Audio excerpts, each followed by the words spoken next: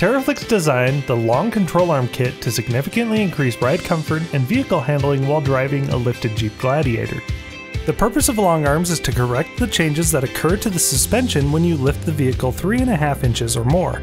Adding taller springs, among other changes, alters the suspension geometry, axle caster and pinion angles, and the overall ride comfort. Installing TeraFlex long arms will correct all these changes. It should be noted that while short arms can also correct these changes, long arms create a flatter arm angle, which provide a more comfortable and predictable ride. All the parts of a suspension are connected and influence one another. Having a suspension system that is designed to work in harmony removes guesswork and increases on- and off-road comfort. Installing the TeraFlex long control arm kit involves a significant amount of time. However, no individual task is overly complex. There is simply a lot to do. There are a number of steps where having a second pair of hands is very useful, so grab a buddy for those parts. A few of the more uncommon tools you may need while installing this kit are a plasma or acetylene torch or a cutoff wheel to cut off the factory brackets, large drill bits including a 5/8 inch, 11/16 inch, and 13/16 inch, a ball joint press to install new bushings into the axle, but only if you are installing Alpine IR long control arms. This video shows the installation of the long control arms and brackets on a 2020 Gladiator Mojave. Modifications such as Falcon shocks, Alpine IR short arms, and sport brackets have already been made to this vehicle. If you are installing the TeraFlex suspension system or another lift kit with these long arms, please read through the accompanying written instructions with that kit. The video will only cover installation of long arms and the brackets. Videos for all TeraFlex RT and CT suspension system components can be found on the TeraFlex YouTube channel or teraflex.com. Lift the vehicle off the ground and remove the tires.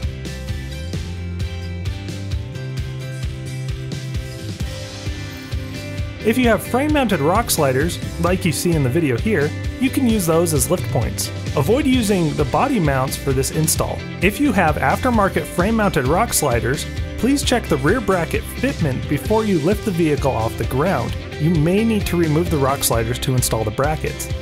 You may also need to trim a little bit off the rear mount, depending on the rock slider.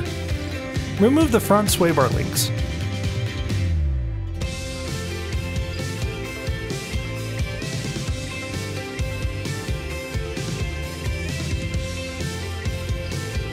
Disconnect the track bar from the front axle.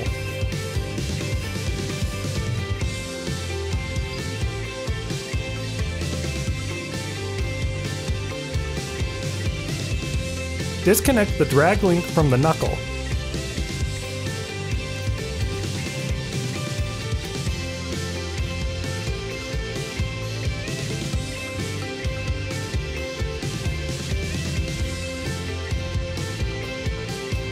Remove the front brake calipers and hang them off to the side. Do not hang them by the brake line. Remove the rotor. There should be a small bolt holding it in place. Remove the backing plate. Disconnect the ABS sensor. Remove the bracket connecting the ABS line to the top of the knuckle. Disconnect the axle actuator plug on the right side of the axle.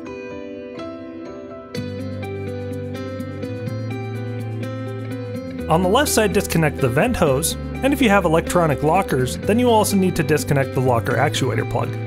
Detach wires anywhere that connect to the axle.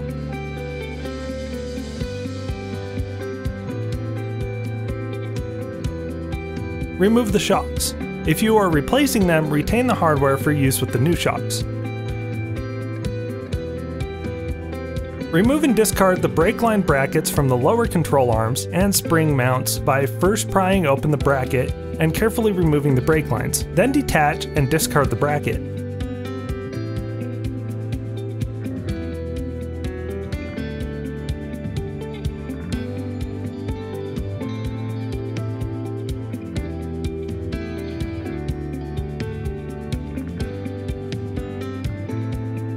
Disconnect the front drive shaft from the axle and hang it out of the way.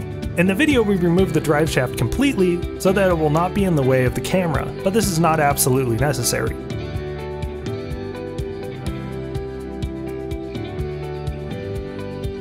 The front upper control arms are covered by a heat shield on the frame end. Move this out of the way or remove it entirely. Loosen the bolts on the control arms.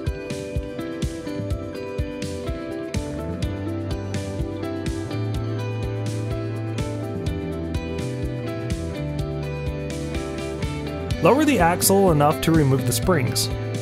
Double check to make sure all brake lines, ABS lines, sensors, hoses, and plugs are disconnected from the front axle and control arms.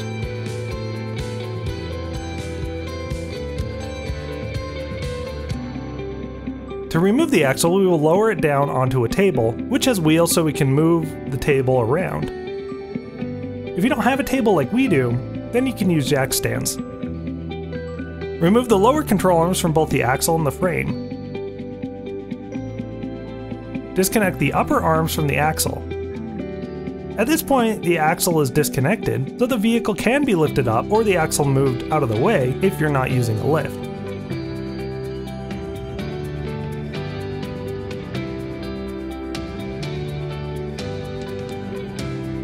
Remove the exhaust skid plate. This won't be reinstalled, but retain the bolts for later use. Move to the rear of the vehicle and remove the sway bar links.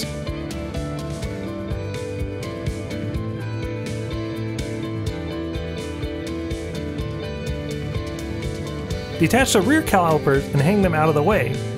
Again, don't hang them by the brake line.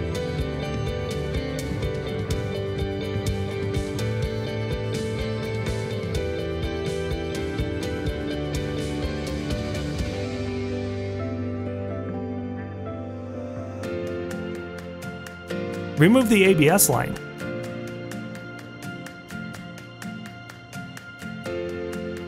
Disconnect the rear drive shaft from the rear axle and hang it out of the way. Like in the front, we removed the drive shaft completely so that it was out of the way, but again, it is not necessary to do this.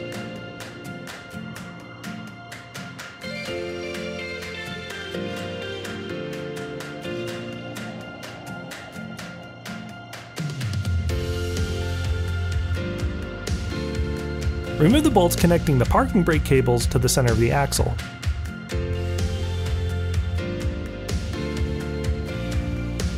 Pull down on the parking brake line and clamp the locking pliers onto the eyelet. Disconnect the parking brake line from the eyelet. If you can, leave the locking pliers in place until you reinstall the brake line.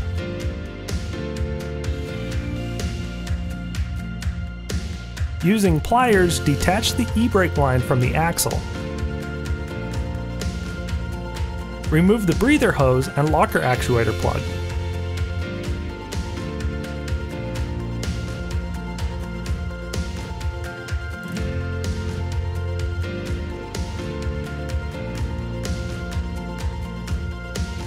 Support the axle and remove the shocks.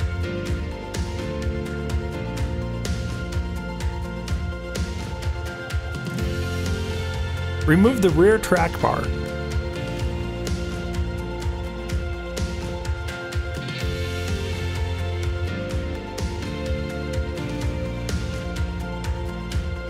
Loosen all the control arm bolts. Raise the vehicle or lower the axle until the springs are loose and remove the springs. Set the axle onto a table or jack stands and remove the control arms from both the frame and the axle.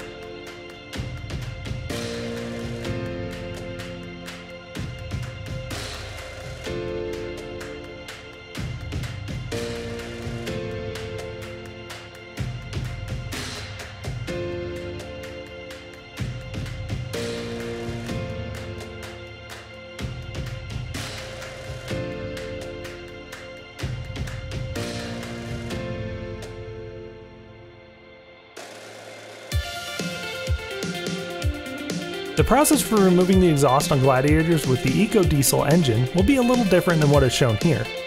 Detailed steps of the differences between the two engines is provided in the written instructions. This is the process for Gladiators with the standard 3.6 liter V6 engine. Disconnect the exhaust mount from the crossmember.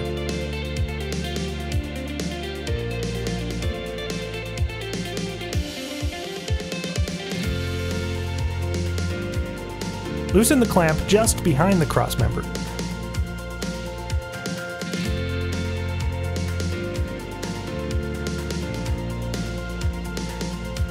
Support the exhaust. Disconnect all the exhaust mounts.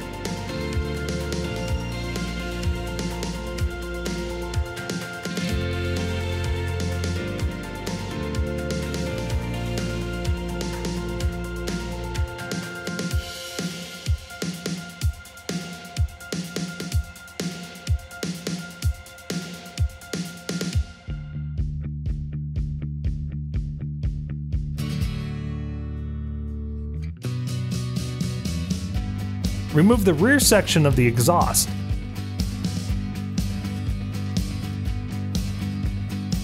Disconnect the Y section.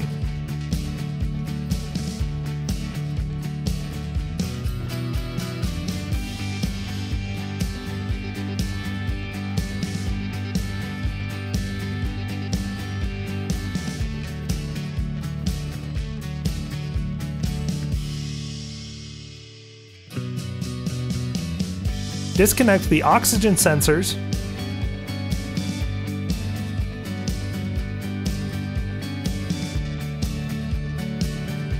And remove the exhaust from the headers from both sides of the engine.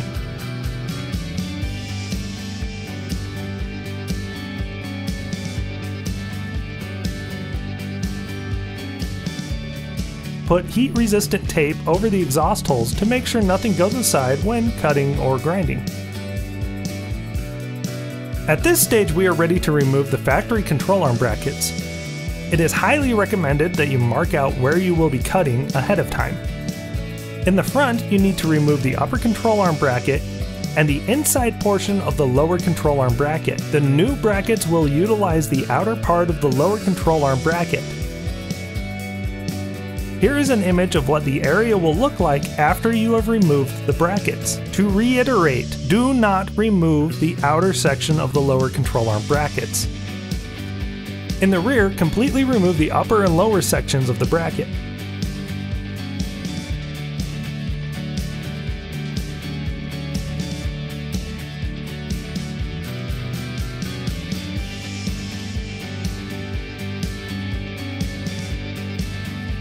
In this video, we are using a plasma torch to cut the brackets, so we will disconnect all the brake lines and wiring from the frame and cover them with wet rags.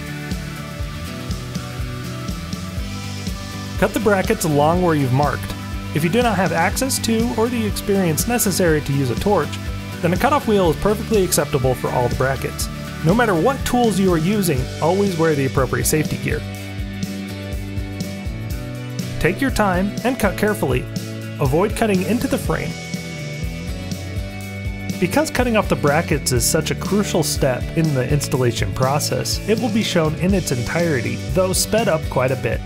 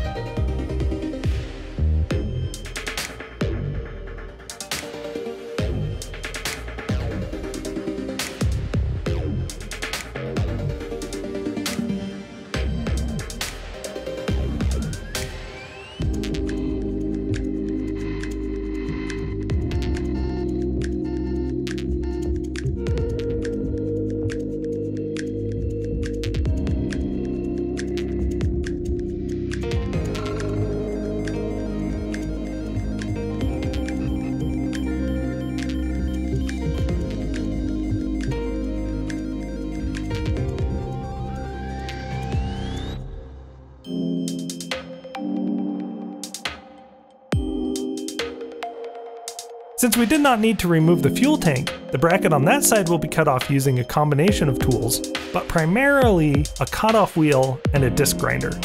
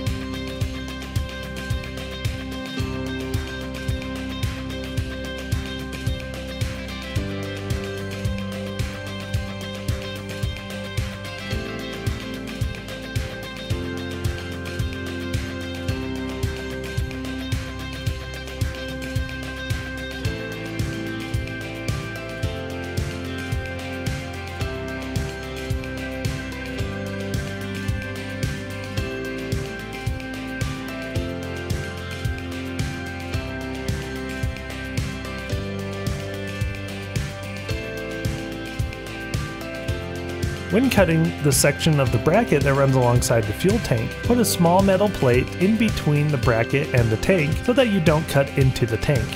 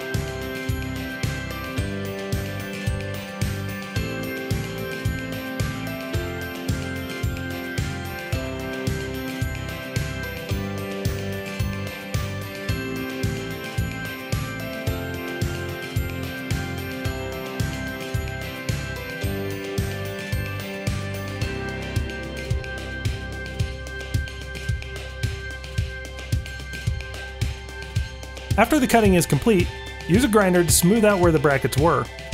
If the frame is cut or gouged during the cutting, then it is a good idea to weld up any small holes that you may have caused.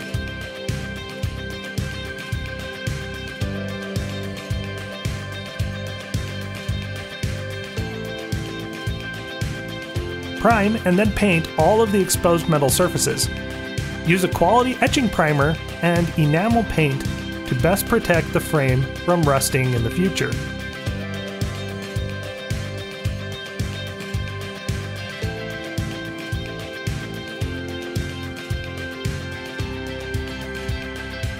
At this point we are ready to work towards installing the brackets. This involves quite a bit of drilling, but otherwise it's a fairly straightforward process. As stated earlier, we are installing these brackets on the Gladiator Mojave. All other Gladiator trims that are not a Mojave have threaded holes on both sides of the vehicle. The Mojave requires that you install extra flag nuts for the bottom bolt on the driver's side rear bracket. Also, we will need to drill out an extra hole. Temporarily install the rear bracket onto the frame. Because of the aftermarket rock sliders, we had to install the brackets from below. On the side with the fuel tank, that means we will have to lower and shift over the fuel tank. Otherwise, we could have slid the brackets in from the side. It honestly helps to have a second pair of hands for this part, especially on the Mojave.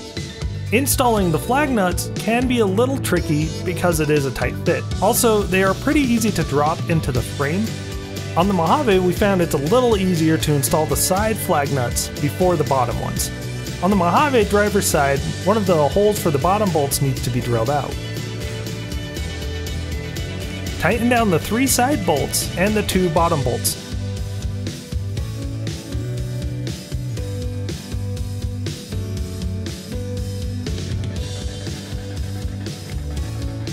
Mark the center of the hole for the upper control arm using a center punch. On the Mojave driver's side, do the same for the front bottom hole location. Remove the bracket. Drill a 13/16 inch hole for the upper control arm bolt. Start with a pilot hole and drill in incremental steps up to 13/16 of an inch. Countersink the hole, and you should also paint it to help prevent rust. On the Mojave driver's side, drill a 5/8 inch hole in the front bottom bolt location.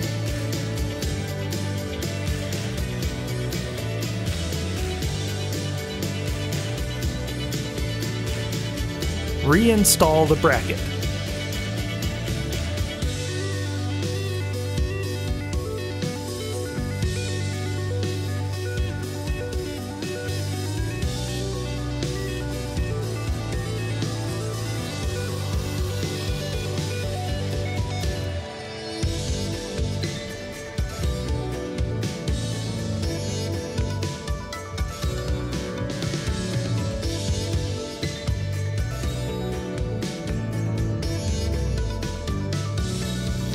In the front, open up the indicated existing hole to 11/16 inch.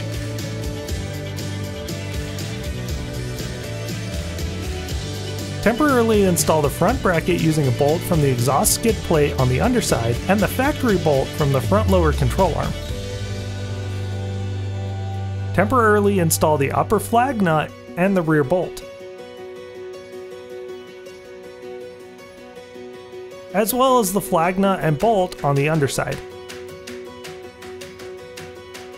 Tighten down the factory bolts, but not the provided hardware. Repeated tightening and loosening of the provided lock nuts will diminish their locking ability. Use a transfer punch to mark the spot for the new hole. Remove the bracket. Drill a hole in incremental steps up to 11/16 inch.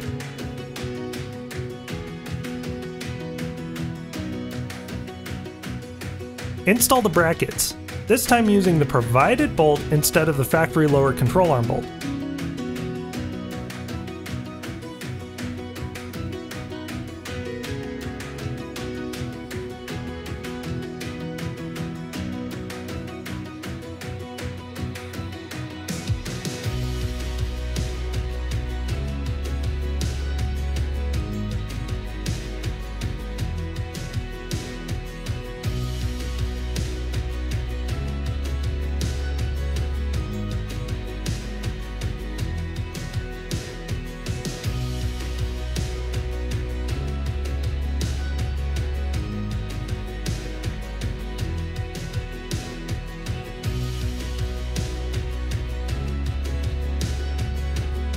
Install the crossmember using the provided hardware.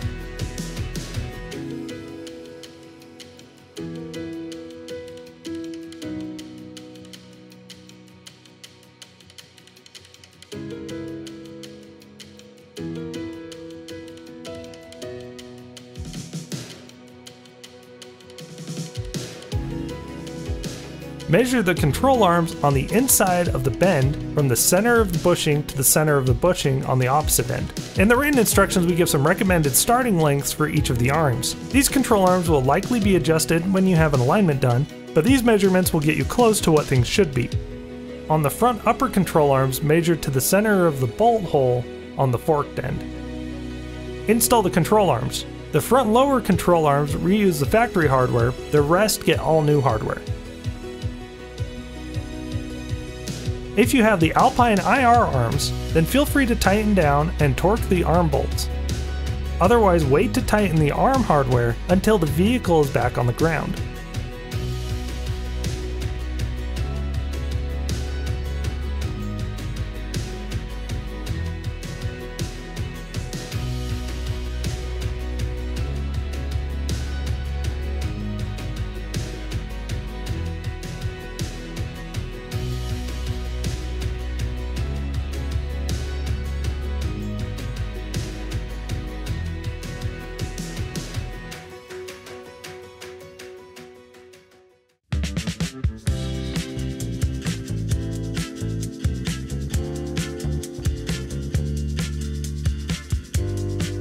Reinstall the exhaust.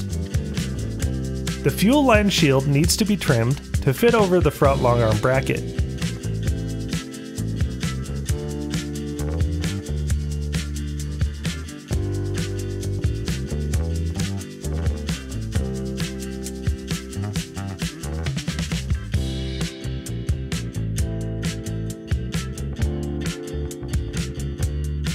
If you are installing the crossmember skid plate included in the RT suspension system, then that can be installed at this point.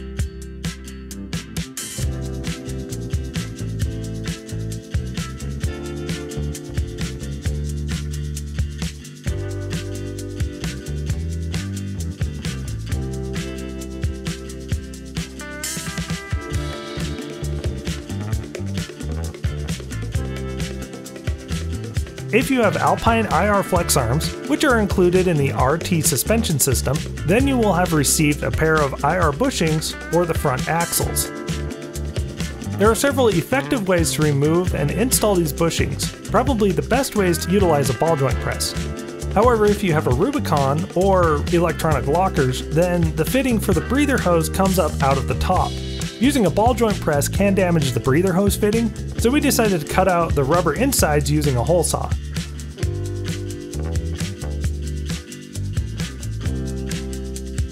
Once the pin was out, we used a chisel bit on an air hammer to push out the bushing. This method is also just effective because the bushings on the JL axles are very tight.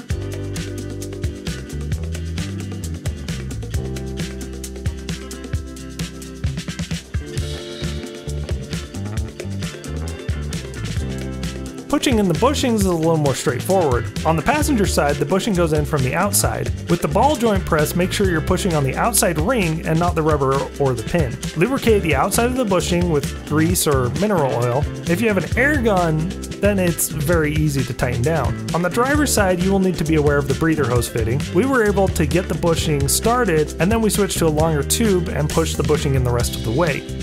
Reinstall the axles. Support the axle throughout the whole process of installation. Again, if you have the IR bushings, then feel free to torque the flex arm hardware.